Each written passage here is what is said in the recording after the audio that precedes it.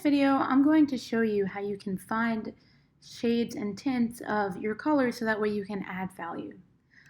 So let's start off. We have this drawing and we are going to want to first select the color that we're working with. I'm going to start by adding some value to the cupcake and the cookie. So what I want to do first is get the colors that we're working with.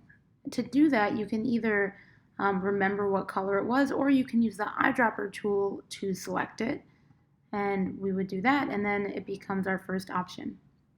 Now, if we go to the color panel, by default, you usually see these sliders, but I think more useful than that for our purposes will be if we switch to the brightness cube. Now, this brightness cube gives us the full range of colors, and it also gives us this bar on the side, which shows us a gradient of the values of this color from lights to darks. Now, because I'm going to be adding the shadow, so I'm going to add a darker value. I don't want to pick something so much darker, just a little bit. I'm going to go down here, and now I've just made my color darker. And on a new layer, right, I don't want to paint directly on this, but I want to paint on top of it, so I made a new layer. But I also only want to be able to paint inside this. So for example, if I just try painting freehand without making a selection, I guess I can rely on the black lines to help, but if I slip up, I might accidentally do that, and that would be a bummer. So instead what we're going to do is make a selection of the shapes, but instead of using the quick selection tool, we're going to do something that's even more convenient. Holding down either Command on a Mac or Control on a PC. If you hold down the thumbnail of a layer, it doesn't have to be the layer that you're working on, but if you hold down Command while you hold down that thumbnail, you get a selection of whatever is on this layer.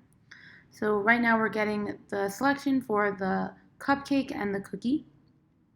And what I want to do is give a little bit of wiggle room. So I'm going to, and this is especially true if you have some white marks in between your colors, you're going to want to select and modify and expand the selection.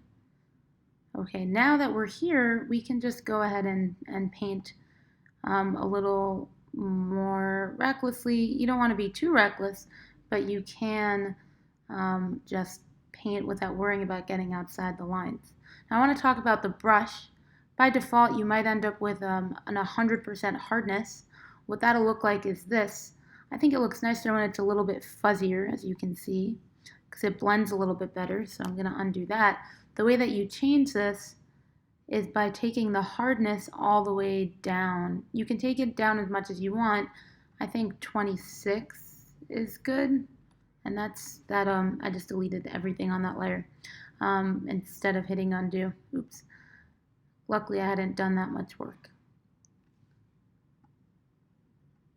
So you can change the settings of your brush over here by going to the control panel.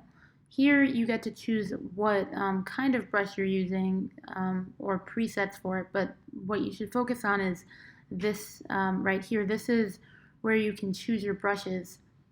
You can just use the regular default one and just take the hardness down. You can also take the size down if you want to get thinner lines.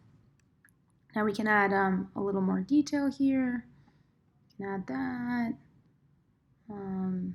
And I think I'm also going to add a shadow underneath the sprinkles. And just that doing these little things give more dimension to the cupcake. If we then wanted to do the cookie, we could also just go in and do that. And then you can add a little pop wherever there's a chip, like that.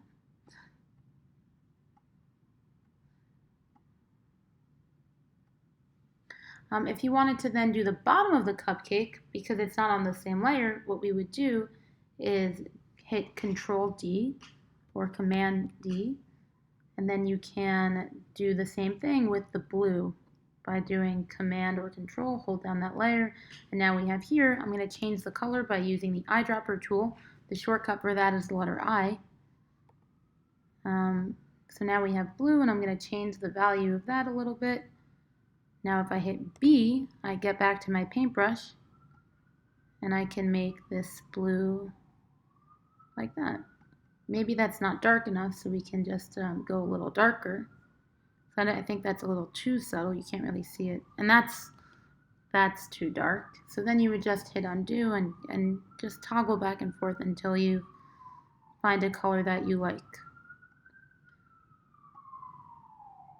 I think that's too much, so I'm going to hit undo. And then we can do the purple. So I'm going to hit Command D, and now I'm hitting the purple.